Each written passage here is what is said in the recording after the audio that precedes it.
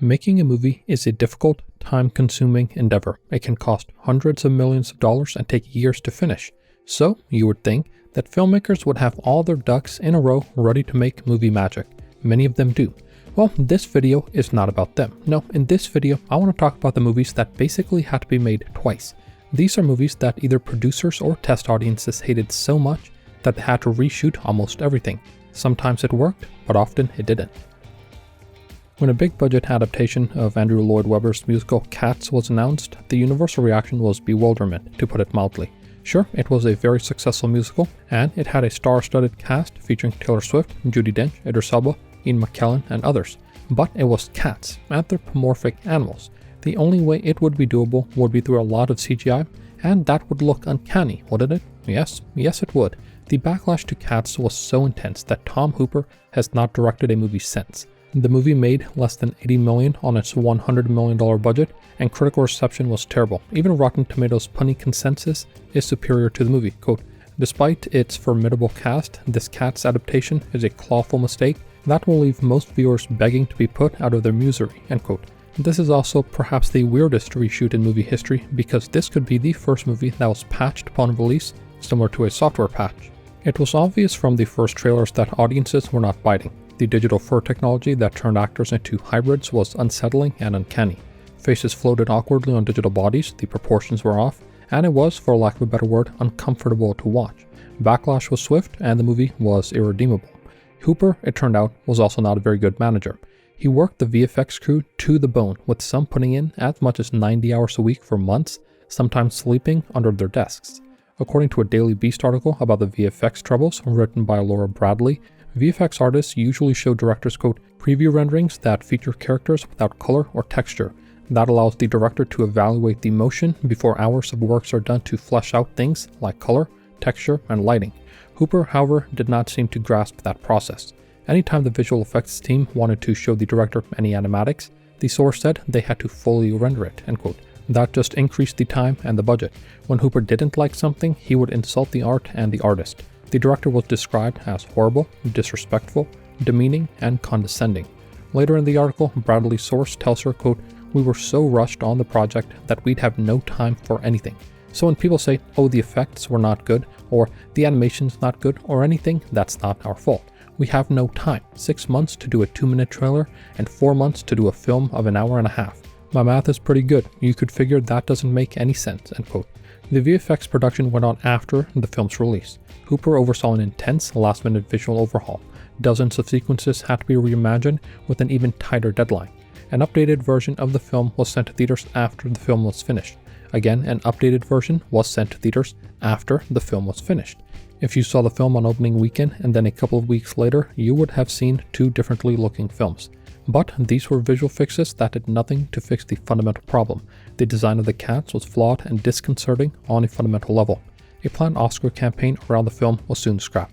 The only prizes it would get would be Raspberry Awards. It became a meme, a punchline, a cautionary tale, everything except a successful or even good movie. I waffled on the inclusion of 2020 Sonic the Hedgehog because it's a unique case from the others. As opposed to Cats, which needed more significant reworking, Sonic really only needed one character to be reworked. Unfortunately, that character was its lead, Sonic. But it's even more unique in that public backlash resulted in a significant change, which is worth mentioning. When Paramount dropped the first trailer for Sonic the Hedgehog in 2019, it was one of the last flags in a long, long road. Development on a Sonic film had started in the 1990s, but didn't get much movement until Sony got the film rights in 2013. That's when director Jeff Fowler was attacked. Not seeing a way forward though, the rights were eventually moved to Paramount, which would see it through to the end. In 2019, when the trailer for the movie dropped, they made a splash. A huge splash, a tremendous splash, for all the wrong reasons though. Sonic's design was met with what can only be described as near-universal backlash. I say near-universal to account for a few who I know exist that did like the design. Creepy, unsettling, and upsetting were used to describe it, with criticism aimed at its uncanny human appearance.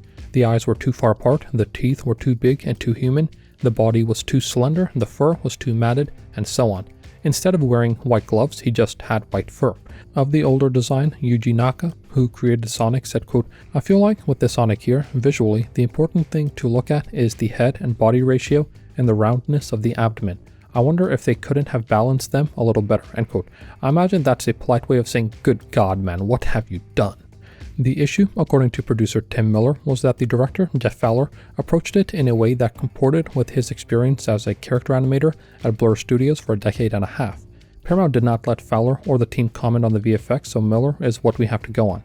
In his words, quote, when he attacked the design problem, he's thinking of it as an animator. He's thinking, I gotta have a character who can look like he got a pair of shoes from a kid's bedroom. I have to have hands that can open up doors and pick up human objects. A character with no teeth is a problem for animators, and those eyes that are in the default design, they're not anything that approaches real. It was really hard to do, end quote. Fowler apologized in a tweet, writing, quote, thank you for your support and the criticism.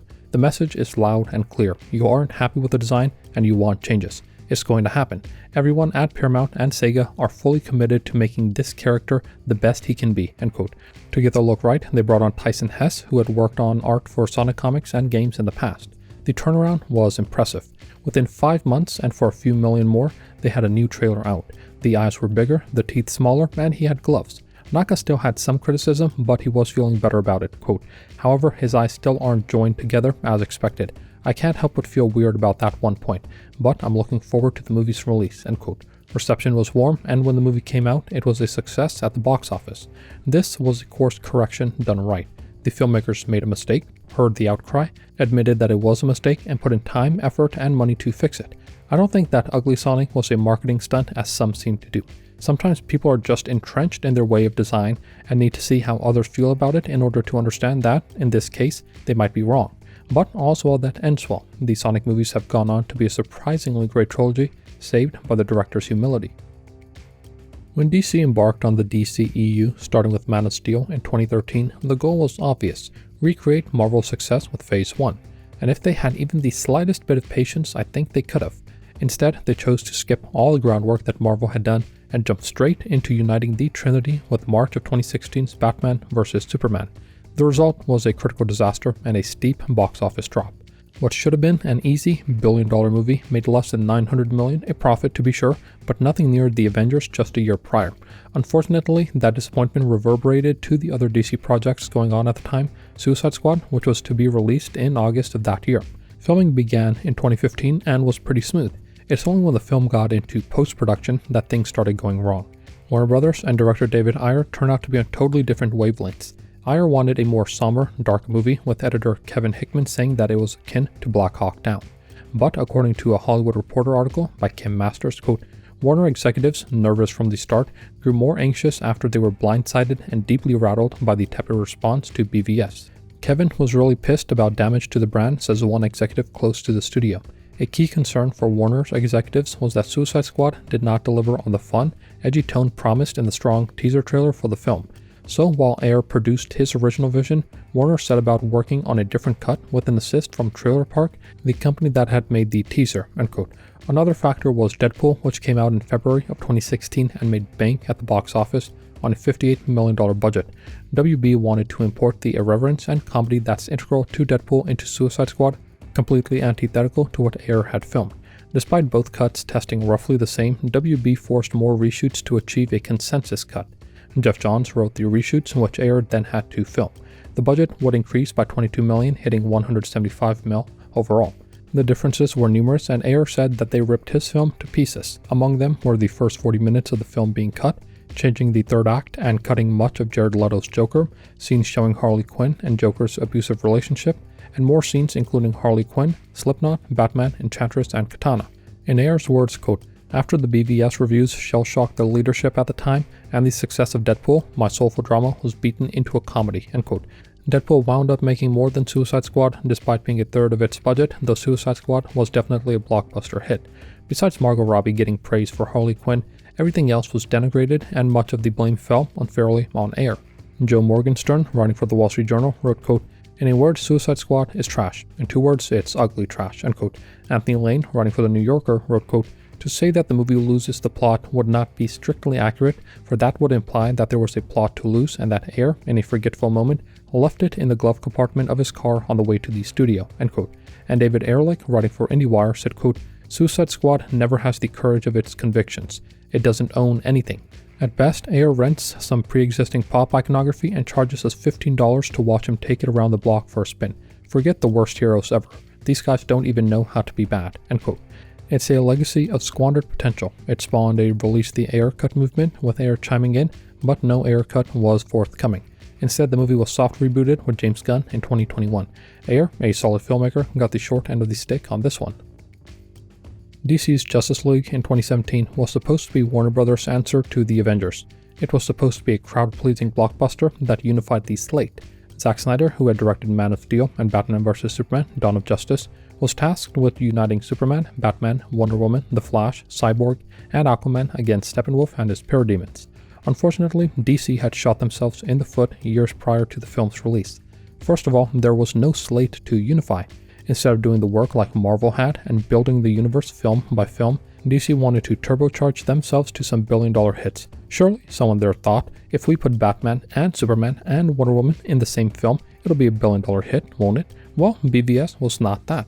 Sure, it made $874 million at the box office, but it was lambasted by critics. Word of mouth was DOA, and it carried on over to Justice League a year later. Suicide Squad and Wonder Woman had come out by that time. Both made bank, though Wonder Woman had the benefit of decent reviews as well. But Justice League had struggled from the jump. The production itself was quite difficult. Snyder said that the original script that he and Chris Terrio had written was scrapped because they felt insecure after Batman vs. Superman. DC wanted Snyder to make the film lighter, and he tried to find a happy medium. Alas, in post-production, tragedy struck. Snyder's daughter had taken her own life, and he had to leave the production. Joss Whedon then was brought in, not to just finish the film, but to overhaul it. Backstories for The Flash, Cyborg, and Aquaman were cut. Infamously, scenes with Henry Cavill had to be reshot, but he was sporting a mustache for Mission Impossible Fallout. The mustache had to be CGI'd out. Batman and Wonder Woman's relationship was changed with a bit more bickering and a less confident Batman than Snyder wanted. Wonder Woman is also more objectified in Whedon's cut. No one in the cast seemed to enjoy working with Whedon, especially Ray Fisher, and everyone had supported the release of the Snyder Cut. And unlike Whedon's PG-13 cut, the eventual Snyder Cut was rated R. Making $661 million on a $300 million budget, it's likely that Justice League lost money. Reviews were also mixed. Uniquely, however, this is a case where we saw both visions. 4 years later, WB released the Snyder Cut entitled Zack Snyder's Justice League. The movie clocked in at more than 4 hours, which is just an hour short of the 5-hour first cut that Snyder had prepared. It got much more praise, with Rotten Tomatoes audience consensus reading, quote, "With more action, more character development, and double the runtime, this is the epic Justice League that Zack Snyder fans have been waiting for," end quote. Snyder was able to get another $70 million in funding to prepare the cut, which went to more VFX work, reshooting some scenes, shooting additional scenes, and more. Snyder opted not to use the scenes that Whedon had filmed, and while Snyder said that Whedon's cut was canon, Patty Jenkins said that no DC director thought that to be the case. For them, the Snyder Cut is the canonical version. Similar to what happened with Sonic the Hedgehog, fan pressure won out. The original director's vision was restored to significantly more acclaim. It makes one wonder what could have been. Hollywood has tried to adapt Richard Matheson's I Am Legend several times. There was 1964's The Last Man on Earth, 1971's The Omega Man, and 2007's I Am Legend starring Will Smith. It's a bleak look at a man, Robert Neville, trying to survive in the aftermath of a war and a pandemic that's wiped out much of humanity. Survivors of the plague are turned into vampire-like creatures, fond of blood and the night. Directed by Francis Lawrence, the 2007 adaptation starring Will Smith ended up being a fine film on its own, but caught plenty of flack for the sin committed by most adaptations. It deviates from the book. In the case of I Am Legend, instead of being set in LA, it gets set in New York. The fate of his family is different in the book from the movie, and in the book, they're also more vampiric in their weaknesses. More significantly, the impact of the virus in the book seems total, whereas in the movie, some traces of humanity seem to survive. The book also feels much more hopeless, but the most significant change is what happens at the end of the movie. Most critically for our purposes is that the ending ended up being reshot. According to Lawrence, quote, "It's not until later that you can judge a movie as a whole and go, maybe we should shoot this little piece in the middle or tweak this a little bit. It just so happened that our reshoots revolved around the end of the movie," end quote. That was necessary because of test screenings. It turned out that test audiences really did not like the more book-accurate ending. For them, it was too ambiguous about Neville's place in the world, so WB, as they often do, panicked and had Lawrence reshoot a more definitive, melodramatic ending. The theatrical and alternate ending that were released on the DVD version of the movie are so different that they're utterly irreconcilable. But after the release, as they considered working on a sequel, it's generally accepted that the alternate ending is the canonical one. Critics highlighted the theatrical ending as a betrayal of the emotional core of the adaptation, and most certainly prefer the alternate one. In hindsight, it's a film at war with itself, a quiet, devastating character study reshaped into a crowd-pleasing action horror hybrid. The reshoots didn't destroy the film, but they defanged its message. Ironically, the movie's become a legend unto its own, a reminder of how close Hollywood gets to brilliance before backing away at the last moment because test audiences don't have their hand held the whole way. After numerous attempts, Morgan Creek Productions began work on a prequel to The Exorcist. The 1973 film, directed by William Friedkin, is one of the most acclaimed horror films of all time and one of the most successful. The prequel focuses on Father Merrin, played by Max von Sydow in the 1973 film, who's had a crisis of faith and later encounters a demon. Paul Schrader, who wrote Taxi Driver and directed Mishima, A Life in 4 Chapters, was brought on to direct. His vision was Dominion prequel to The Exorcist, and it focused on trauma, tension, and moral ambiguity, as opposed to being a traditional horror thriller. The studio, it turned out, did not like this. The first cut lacked scares and gore, and they wanted Schrader to recut it, which he refused to do, saying that he hewed close to Caleb Carr's screenplay. So they went elsewhere. After firing Schrader, they hired Die Hard 2 and Cutthroat Island director Renny Harlin to reshoot it as Exorcist: The Beginning. Harlin wanted an overhaul, new script, new actors, more action. The studio agreed, recasting most of it, though Stellan Skarsgård, who played Father Merrin, remained the same. Between Schrader's film, which was done, and Harlin's film, which would take 12 weeks to film and would be in post-production until just days before it was due to be released, Morgan Creek had put in more than $80 million. Harlin eschewed the more psychological drama that Schrader had envisioned, opting for a more kinetic film. His interpretation of Merrin is like Indiana Jones, whereas Schrader's is more introspective and is a man that is at war with himself. Harlin's is designed to shake up the audience, whereas Schrader's is designed to be a bit more uncomfortable, but the kind of discomfort you feel through tension instead of fear. Harlin's film wants you to know you're watching a scary movie, whereas for Schrader, it's more of a backdrop. Harlin's movie made $78 million at the box office, which is less than the combined budget for both films, but more than the $50 million that his sole film cost. But reviews were downright terrible. It would, of course, draw comparison to Friedkin's film and would be found wanting. Rotten Tomatoes consensus reads, quote, "a mediocre, gory horror film nowhere near the quality of the 1973 original," end quote. Though I think what William Blatty, who wrote the novel that the Exorcist film is based on, said is worse, quote, "After a slam-bang opening sequence, Harlin's prequel deteriorated into what was surely the most humiliating professional experience of my life, particularly the finale. I don't blame Renny Harlin, for he gave Morgan Creek, I promise you, precisely what Morgan Creek demanded, not shocking obscenity, but shocking vulgarity," end quote. Schrader's film, which got a limited release a year later, made $251,000 on its $30 million budget. Reviews are better than Harlin's, though still not good. Rotten Tomatoes consensus reads, quote, "While director Schrader's attempt at a literate internal exposition on evil temptations and human sin is admirable, this prequel suffers from hit-and-miss psychological tension, poor visual effects, and weak writing, an overambitious failure of a horror movie," end quote. Still, Blatty liked this one, calling it, quote, "a handsome, classy, elegant piece of work," end quote. It was an interesting situation that gave audiences a rare chance to compare artistic intent against studio interference. The difference is stark. Schrader's version is more contemplative, restrained, philosophical, and slower. Harlin's is more bombastic, bloody, and kinetic. What you prefer is more about your own taste than anything else. The only thing that everyone can agree on is that the only thing that was exercised was a lot of cash. John McTiernan's 1999 film, The 13th Warrior, is a movie that gets a bad rep. Sure, it has mixed reviews, but it's not a bad film by any means. It's a fun watch, even though not everyone on the cast thought so. It was adapted from Michael Crichton's Eaters of the Dead. It's a revisionist take on Beowulf, with plenty of historical speculation, and stars Antonio Banderas as Akhmat ibn Fadlan, a real historical figure who had spent time with Volga Vikings as part of a trade caravan, which he wrote about. It's a fun premise with plenty of action and adventure, something that was perfect for McTiernan, who had done Predator, Die Hard, and The Hunt for Red October. The actual production of the first cut of the movie seemed smooth enough, but things soon went awry. Budgeted at $85 million, costs would soon soar after test audiences hated the first cut. It's uncertain what the specific complaints were, but whatever it was, the ending was changed and a new score was added. Crichton took over directorial duties from McTiernan, who left the project, which forced the release back by 1 year. The $85 million budget would soon swell to more than $100 million. Marketing added even more, so the final budget came to be as high as $160 million. Now, no budget is too high if the film makes money. Alas, the 13th Warrior fell short in that particular regard, pulling less than $62 million at the box office. It certainly bore the scars of its troubles. The movie feels rushed, barely letting viewers take a breath as it goes from action to action scene. And at 1 hour and 42 minutes, is about half an hour to an hour too short.